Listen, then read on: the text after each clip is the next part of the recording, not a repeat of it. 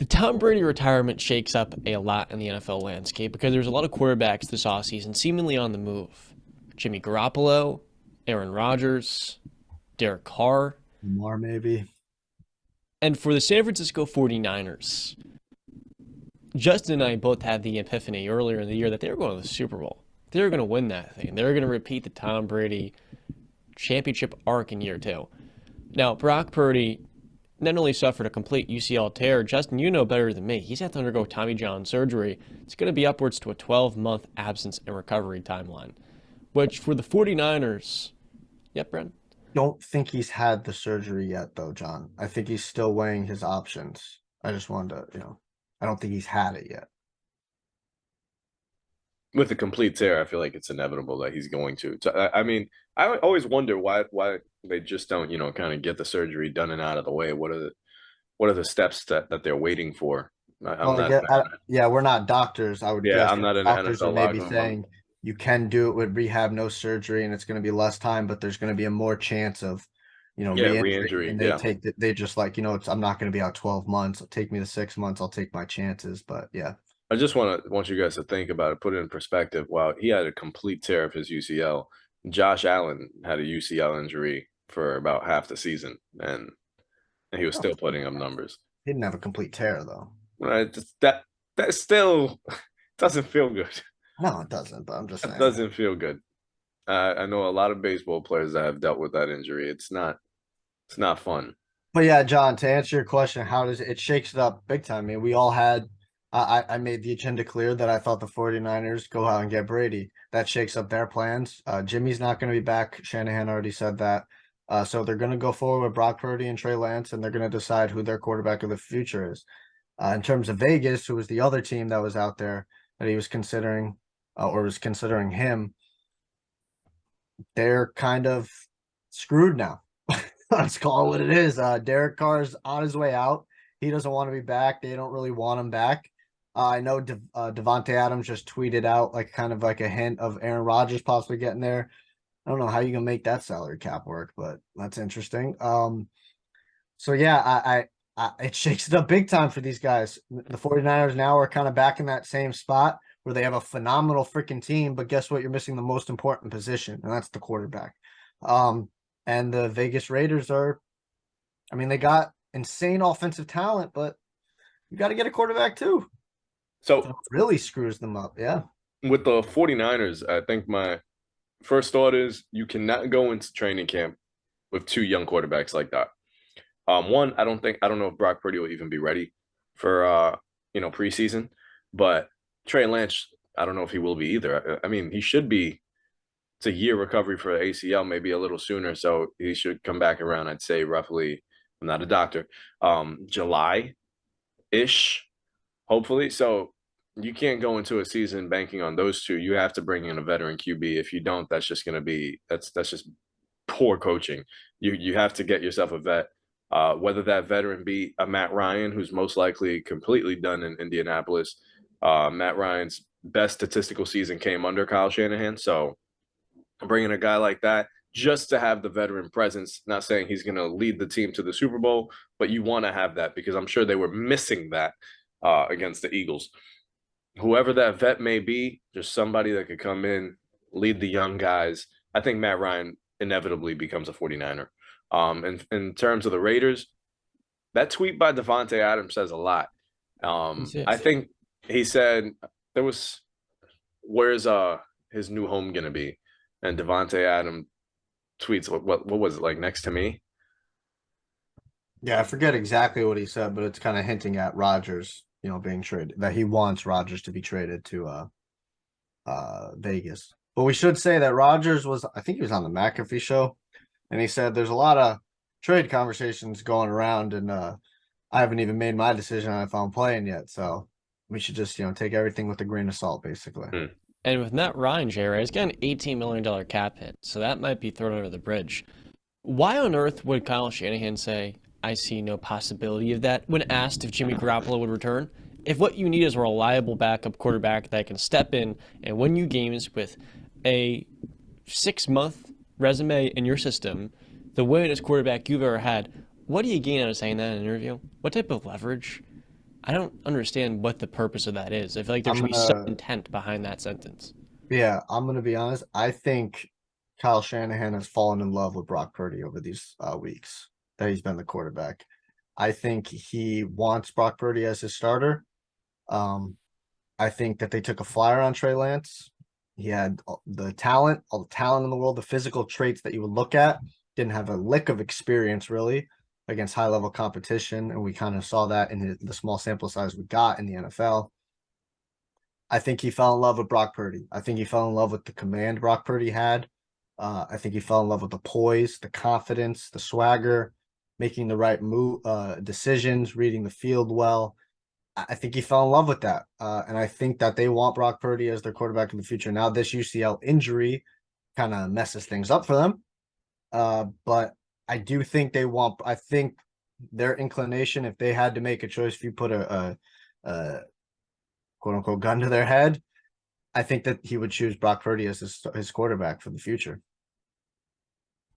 I think he will too, but I think Trey Lance is salivating at the mouth right now because what was seemed like a foregone conclusion that he was out the picture for going into the year.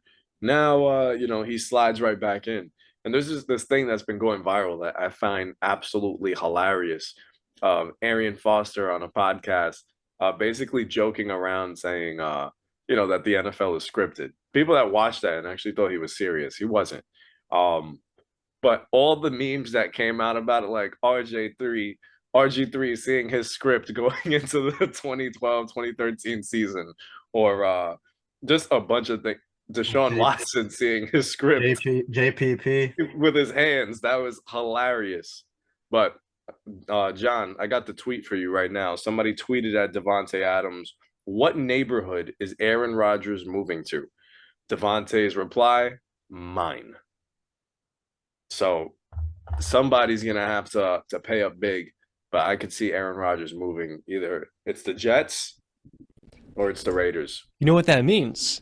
The Giants are going to get Daniel Jones as wide receiver one, and the Jets are going to get Aaron Rodgers. Now, here's one thing. What John Lynch said was that Brock has been really durable, even though he just, completely tore his UCL. Trey has to prove he can stay healthy. What? Excuse me. Didn't he get injured in college too? No, his third year because of COVID was, ruined. Only played one game. Oh, okay. I thought he also got injured as well, but okay, I got you. A traumatic injury like that, it's a contact mechanism. It's not something you can control. And I saw Brian Suter, a medical expert, on YouTube. He reacted to it and he says, no player should have to prove that a fluky injury like that is, not a sign that they're injury prone. And so for John Lynch and Kyle Shanahan, I didn't listen to the entire interview, but those quotes really stood out to me. They didn't make really any sense. Why you would say that about the two quarterbacks that you're leaning on to close this Super Bowl window. The 49ers have one of the two best teams, one of the three best rosters in the league, but quarterback in each of the last 4 years has been why they've came up short.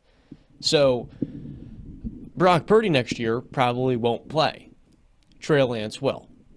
Trey Lance has played 0 full seasons in the last 3 years.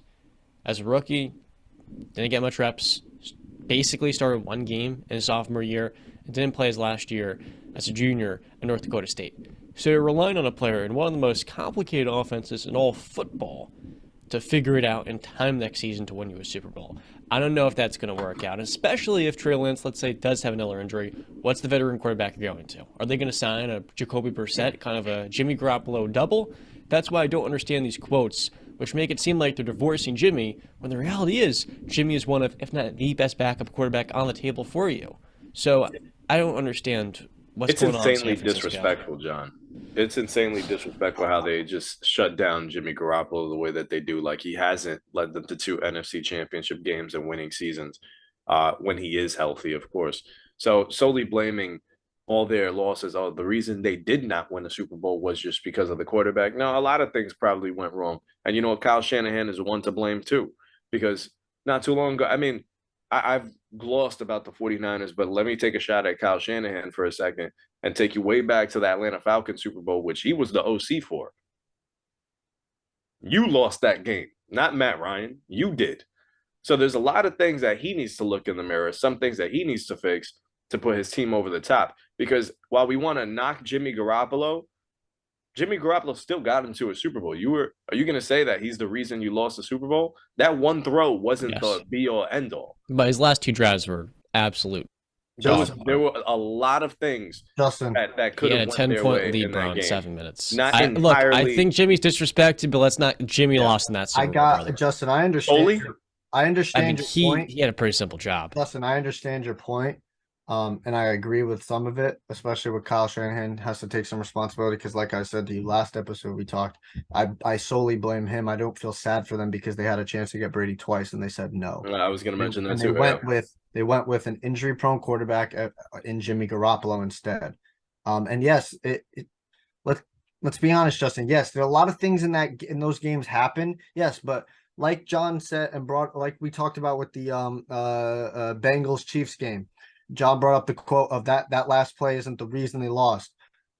You could say that other things happen. Yes, we can really have a conversation about that. But when we really cut the crap, at the end of the day, Jimmy, if you make that throw, you don't lose that Super Bowl. That game's over. I want to add to that. He missed many wide open throws. Yes. Kyle Shanahan schemed up open receivers, and he made the wrong read. He was late on certain throws.